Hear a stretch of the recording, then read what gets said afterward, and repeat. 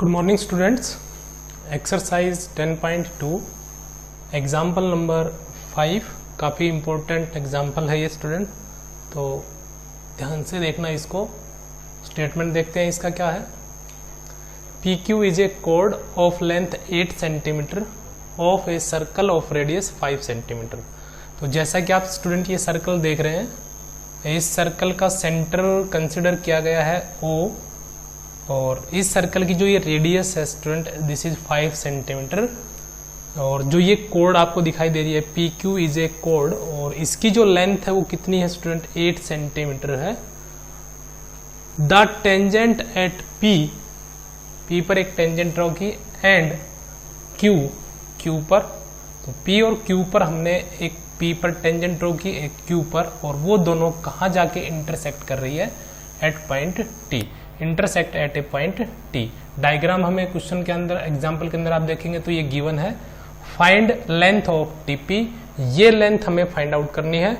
आप ये भी कह सकते हो स्टूडेंट ये लेंथ हमें फाइंड आउट करनी हो, क्योंकि we know that from an external point 2 tangent can be drawn, और दोनों जो टेंजेंट ड्रॉन होगी वो लेंथ में क्या होती है, इक्वल होती है। तो जितनी इसकी लेंथ होगी उतनी ही इसकी लेंथ होगी, तो हमें TP की लेंथ फाइंड आउट करनी है। तो देखिए स्टूडेंट हम कैसे फाइंड आउट करेंगे।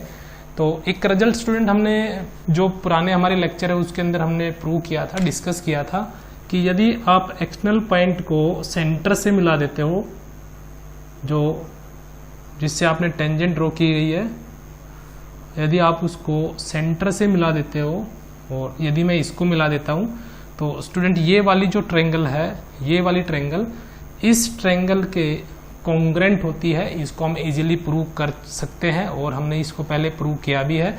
तो मैं यहाँ पे ये रिजल्ट प्रूव नहीं कर रहा हूँ, मैं सिर्फ इनको यहाँ पर इस ट्रायंगल को इस ट्रायंगल के कॉन्ग्रेंट लेके चल रहा हूँ यहाँ पर, और आप इसको प्रूव करके दिखा सकते हैं।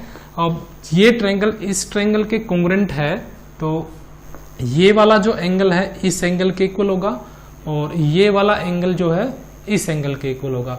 यानी ये जो लाइन है एक्सटर्नल पॉइंट को और सेंटर को मिलाने वाली जो लाइन है, वो जो एंगल है टेंजेंट के बीच में उसको भी, और जो रेडियस के बीच में है, रेडियस पॉइंट ऑफ कॉन्टेक्ट से ड्रा की गई है, उनके बीच में जो एंगल है उन दोनों एंगल को क्या करेगा, बाइसेक्ट करेगा। यानी इस एंगल को भी बाइसेक्ट करेगा और इस एंगल को भी बाइसेक्ट करेगा। इसका मतलब ये एंगल इस एंगल के क्या हो जाएगा, इक्वल हो जाएगा। तो इसको मैं 1 एंगल कंसिडर कर रहा हूँ, इसको 2 कंसिडर कर रहा हूँ। तो मैं सीधा रिजल्ट लेके चल रहा हूँ स्टूडेंट। प्रूफ करते हैं इसका, सॉल्यूशन करते हैं, क्योंकि हमें लेंथ फाइंड आउट करनी है। तो देखिए यहाँ पे हम सबसे पहले लिखते हैं student as angle 1 is equal to angle 2, और मैं यहाँ सीधा लिख देता हूँ। रीजन आप क्या लिखेंगे, एज ट्रायंगल PTO कॉन्ग्रेंट है ट्रायंगल QTO के। तो कॉन्ग्रेंट ट्रायंगल की कोरोस्पोंडिंग एंगल्स जो होते हैं वो क्या होते हैं, इक्वल होते हैं। तो angle 1 is equal to angle क्या हो जाता है, 2। नाउ ये जो पॉइंट है स्टूडेंट इसको मैं R कंसिडर कर लेता हूं। नाउ इन ट्रायंगल POR,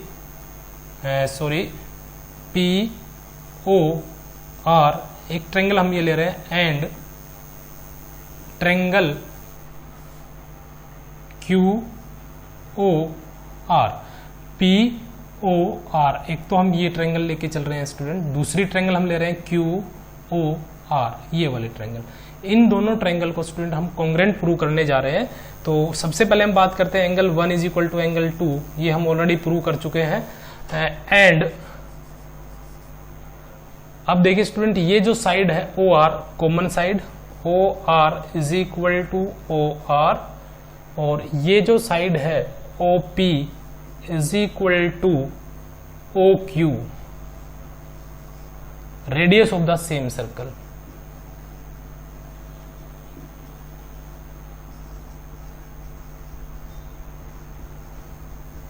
और ये क्या था स्टूडेंट, कॉमन साइड।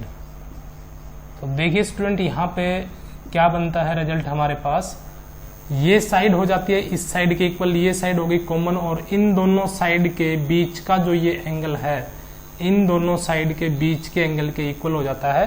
तो SAS यानी साइड एंगल, साइड प्रॉपर्टी से ये दोनों ट्रायंगल जो है वो क्या हो जाती है, कॉन्ग्रुएंट हो जाती है। So triangle POR congruent triangle QOR और क्राइटेरिया क्या रहेगा, SAS कॉन्ग्रुएंसी। और कॉन्ग्रुएंस ट्रायंगल की कोरोस्पोंडिंग जो एंगल होते हैं, कोरोस्पोंडिंग जो पार्ट होते हैं वो क्या होते हैं, इक्वल। तो ये वाला जो एंगल है जिसको मैं 3 नाम दे रहा हूं और ये एंगल क्या है 4, ये दोनों स्टूडेंट क्या हो जाएंगे, equal. Angle 3 is equal to angle 4 और रीजन क्या रहेगा, CPCT। क्योंकि 3 स्टूडेंट देखिए इस ट्रायंगल के अंदर भी R पे बना हुआ है और इस ट्रायंगल के अंदर 4 भी R पे बना हुआ है और R की पोजीशन सेम है, तो हम क्या कहेंगे, angle 3 equal to angle 4, reason क्या हो जाएगा, CPCT। And angle 3 plus angle 4 की हम बात करें तो दोनों का सम कितना आएगा, 180 और रीजन क्या रहेगा, लीनियर पेयर। यानी एक स्ट्रेट लाइन के ऊपर किसी एक पॉइंट पर 2 एंगल बने हुए हैं, तो दोनों का जो सम है स्टूडेंट वो कितना होगा, कंफर्म 180। और क्योंकि 3 एंगल जो है 4 के इक्वल है, तो आप 4 के स्थान पर क्या पुट कर सकते हैं, एंगल 3 इज इक्वल टू 180 और angle double of angle 3 is equal to 180 और यहां से एंगल 3 कितना आ जाएगा, 90 डिग्री। और क्योंकि 3 ही 4 के इक्वल है तो 4 भी कितना हो जाता है, 90 डिग्री। तो ये वाला एंगल जो है स्टूडेंट इस वाले एंगल के क्या हो जाता है, इक्वल हो जाता है। नाउ अब देखिए स्टूडेंट साइड की बात करें तो जो हमारे पास साइड है PO, यदि PR, यदि हम बीच में O को ड्रॉप कर देते हैं और इसके बीच में से भी O को ड्रॉप कर देते हैं तो QR, तो also PR is equal to QR और ये भी क्या रहेगी, CPCT, क्योंकि ये 2 ट्रायंगल जो है वो हम कॉन्ग्रुएंट प्रूव कर चुके हैं। तो ये वाली साइड जो है इस साइड के क्या हो गई, इक्वल हो गई। तो देखिए स्टूडेंट ये जो OR आपको दिखाई दे रहा है, ये वाला इस साइड का परपेंडिकुलर बाइसेक्टर हो जाता है, यानी 90 डिग्री के एंगल भी हो गए, 3 और 4 90 डिग्री के एंगल भी बन जाते हैं। और जितना ये है उतना ही ये है, तो हम कह सकते हैं यहां पर OR इज परपेंडिकुलर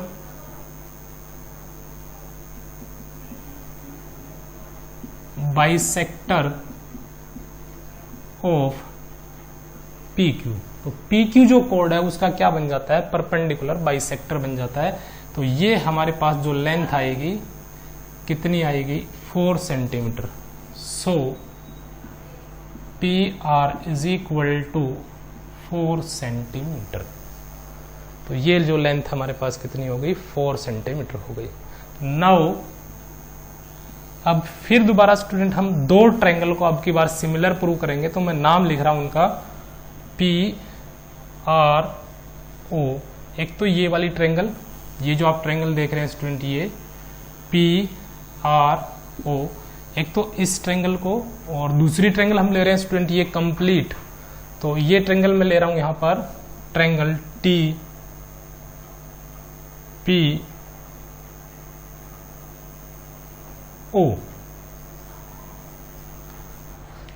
दोबारा देखिए, एक तो हम ट्रायंगल ले रहे हैं PRO ये वाली, और दूसरी हम ट्रायंगल ले रहे हैं TPO,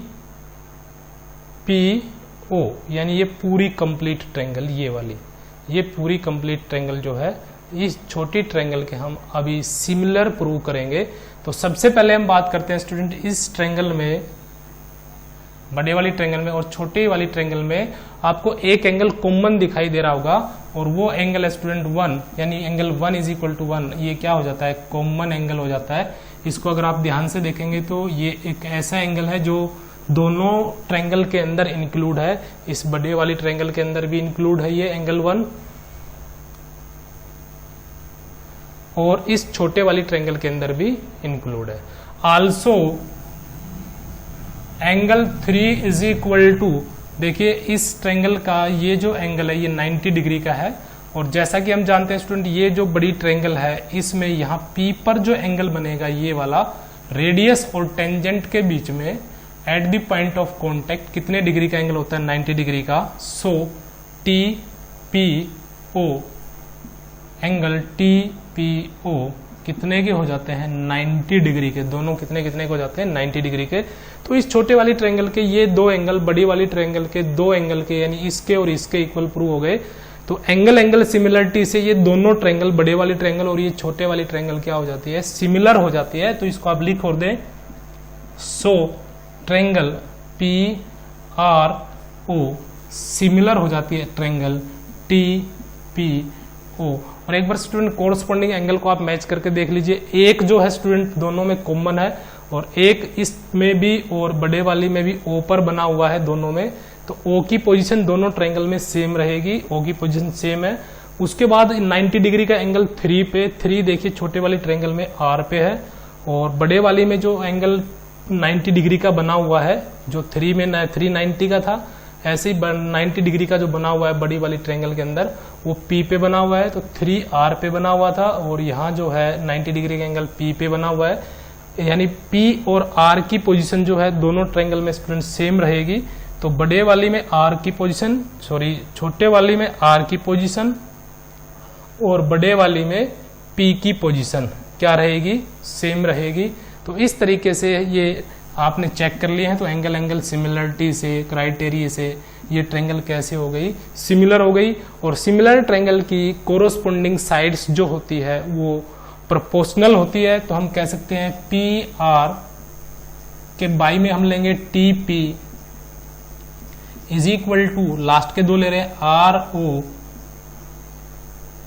RO और लास्ट के दो इसमें है PO इज इक्वल टू, बीच का ड्रॉप करते हैं तो PO बाई में TO।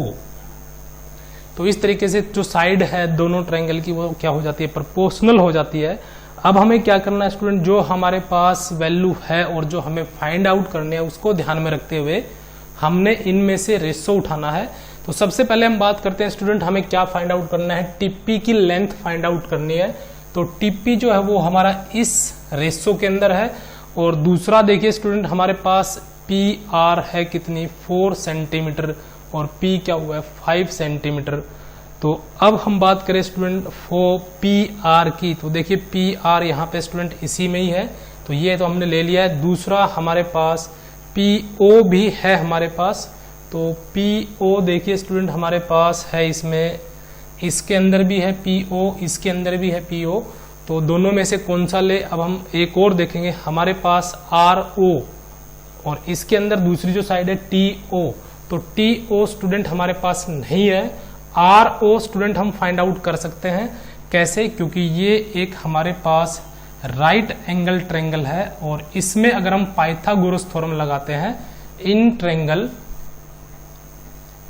PRO, अगर हम पाइथागोरस थ्योरम यूज कर लेते हैं, यूजिंग पाइथागोरस थ्योरम, तो ये 90 डिग्री का एंगल है, तो हमारे पास आएगा परपेंडिकुलर का स्क्वायर प्लस बेस का square is equal to hypotenuse का स्क्वायर। तो PR हमारे पास 4 का स्क्वायर हो जाएगा 16, RO हमें फाइंड आउट करनी है, तो RO का square is equal to PO है हमारे पास 5 और इसका हमें क्या करना है स्क्वायर। तो RO का स्क्वायर आ जाएगा 25, 5 का स्क्वायर क्या, तो -16, RO square is equal to 9 and RO is equal to 3। तो यानी स्टूडेंट हम RO को इस ट्रायंगल के अंदर पाइथागोरस थ्योरम यूज करके फाइंड आउट कर सकते हैं। तो RO हमारे पास कितनी आएगी, 3 आएगी। तो क्योंकि PO हमारे पास ऑलरेडी प्रेजेंट है 5 और RO भी हमें मिल गई है, तो हम ये रेशो लेंगे न कि ये, क्योंकि स्टूडेंट TO ये कंप्लीट है और इस कंप्लीट में हमारे पास वैल्यू नहीं है। तो आप ये दोनों रेशो ले लीजिए। अब इन दोनों रेशो में फ्रॉम फर्स्ट टू फ्रैक्शन, हमने पहले 2 फ्रैक्शन यानी 2 पार्ट हमने यहाँ पे ले लिए हैं। तो फर्स्ट में है PR की वैल्यू देखिए स्टूडेंट कितनी है आपके पास, PR इज 4 बाई में TP हमें फाइंड आउट करना है is equal to RO student अभी हमने फाइंड आउट किया है 3 और बाई में PO हमारे पास कितना है 5। तो इसमें हमने क्या किया स्टूडेंट, वैल्यू रख दी, PR की वैल्यू हमने रख दी 4, टीपी की वैल्यू हमें फाइंड आउट करनी है, टीपी को एज इट इज, उसके बाद आर ओ की जो वैल्यू अभी हमने फाइंड आउट किया 3 और बाई में पी ओ की वैल्यू 5। तो यहाँ से क्रॉस मल्टीप्लीकेशन अगर हम करते हैं तो 5 into 4 20 is equal to 3 into TP और फाइंड आउट क्या करना है टीपी, तो ये आ जाएगा 20/3, यानी लेंथ जो हो गई टीपी की वो कितनी हो गई स्टूडेंट 20/3 सेंटीमीटर। तो इस तरीके से हम ये जो हमारे पास टेंजेंट है इसकी हम लेंथ फाइंड आउट कर सकते हैं। तो ये हमारे पास आएगी 20/3 सेंटीमीटर, और टी क्यू की लेंथ पूछते हैं स्टूडेंट तो वो भी कितनी आएगी 20/3 सेंटीमीटर।